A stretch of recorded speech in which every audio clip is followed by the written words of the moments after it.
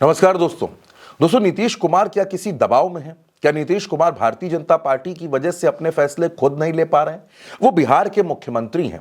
उन्होंने घोषणा की थी, महीनों पहले की ये घोषणा थी कि महिला संवाद यात्रा पर निकलेंगे, लेकिन इस महिला संवाद यात्रा को अचानक रातों रात रद्द कर दिया गया और कहा गया कि मुख्यमंत्री नीतीश कुमार एक दूसरी यात्रा पर निकलेंगे। इस दूसरी यात्रा को नाम दिया गया समाज सुधार यात्रा।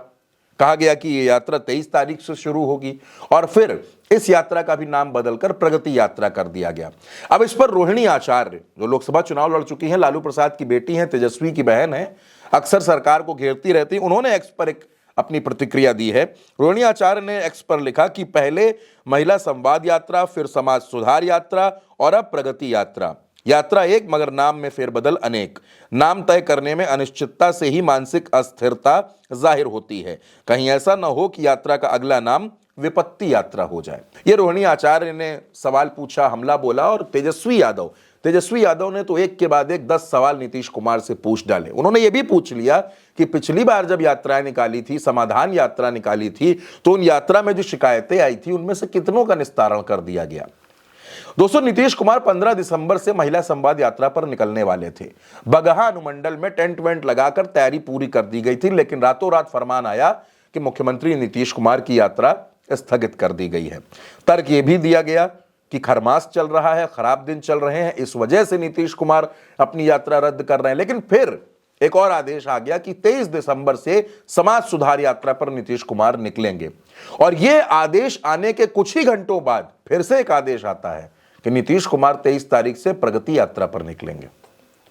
यानी यह तय नहीं हो पा रहा कि यात्रा का नाम क्या होगा, यात्रा की तारीख क्या होगी, लेकिन नीतीश कुमार यात्रा जरूर निकालना चाहते हैं। दरअसल बिहार में इन दिनों सियासी उठापटक का दौर चल रहा है। नीतीश कुमार ने जब डीजीपी बदला तो उनका यह फैसला भारतीय जनता पार्टी के दोनों डिप्टी सीएम को रास नहीं आया और इसी के बाद कहा यह जा रहा है कि दबाव की वजह से नीतीश कुमार की यात्रा बार बार रद्द होती जा रही है। भारतीय जनता पार्टी नहीं चाहती कि नीतीश कुमार सेल्फ ब्रांडिंग करें और नीतीश कुमार की कोशिश यह है कि वो ज्यादा से ज्यादा सीटें जीत लें ताकि उनका शिंदेकरण ना किया जा सके। शिंदेकरण यानी कि जिस तरीके से महाराष्ट्र की राजनीति में एकनाथ शिंदे को पैदल किया गया, एकनाथ शिंदे को किनारे किया गया, तो नीतीश ये नहीं चाहते कि उनके साथ ऐसा कुछ हो और इसी वजह से नीतीश कुमार पूरी कोशिश कर रहे हैं कि बिहार में वो अपने आप को स्टैंड कर लें और भारतीय जनता पार्टी उनके पीछे ही चले। लेकिन जब से भारतीय जनता पार्टी को महाराष्ट्र में सत्ता मिली है प्रचंड बहुमत के साथ, उसको ऐसा लगता है कि नीतीश कुमार को अगर किनारे कर दिया जाए चुनाव के बाद, तो फिर बिहार में मुख्यमंत्री भारतीय जनता पार्टी को हो सकता है।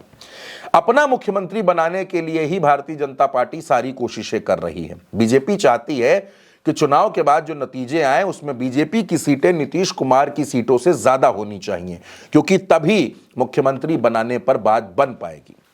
अमित शाह ने इस बीच तमाम इंटरव्यू दिए। राजस्थान पत्रिका को उन्होंने एक इंटरव्यू दिया था कुछ वक्त पहले। उसमें उन्होंने कहा, जब सवाल पूछा गया कि क्या नीतीश कुमार को मुख्यमंत्री बनाया जाएगा 2025 में, तो अमित शाह ने कहा कि इस पर प्रस्ताव में बातचीत होगी।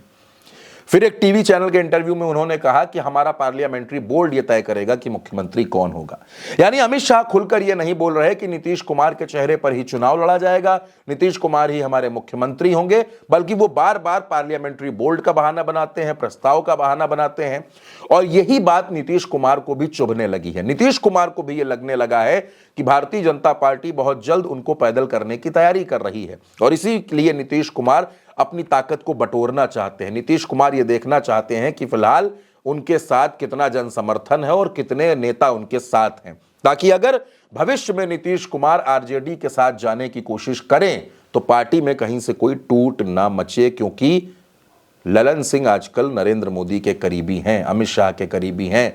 ऐसे में अमित शाह से लोहा लेना, नरेंद्र मोदी से टकराना बहुत ज्यादा आसान होगा नीतीश के लिए, ऐसा नजर नहीं आता। लेकिन नीतीश कुमार के सामने ये मजबूरी है दोस्तों, ये राजनीतिक मजबूरी है कि नीतीश कुमार को आज नहीं तो कल भारतीय जनता पार्टी से खुद को अलग करना ही पड़ेगा, एनडीए से अलग होना ही पड़ेगा, क्योंकि अगर वो ऐसा नहीं करते हैं तो जो जेडीयू का वोट बैंक है वो बिखरता जा रहा है। अब बिखरते वोट बैंक और दरकती हुई पार्टी को नीतीश कुमार कैसे बचाएंगे, कैसे वो अपने आप को बिहार की राजनीति में उतना ही सशक्त बनाकर रखेंगे जितना पिछले 2 दशक से उन्होंने बनाकर रखा है, यह सवाल नीतीश कुमार के लिए बहुत बड़ी चुनौती बन गया है दोस्तों। फिलहाल इस खबर में मेरे साथ इतना ही। आप इस खबर पर अपनी राय, अपनी प्रतिक्रिया जरूर दीजिएगा और उल्टा चश्मा यूसी को सब्सक्राइब भी जरूर करिएगा।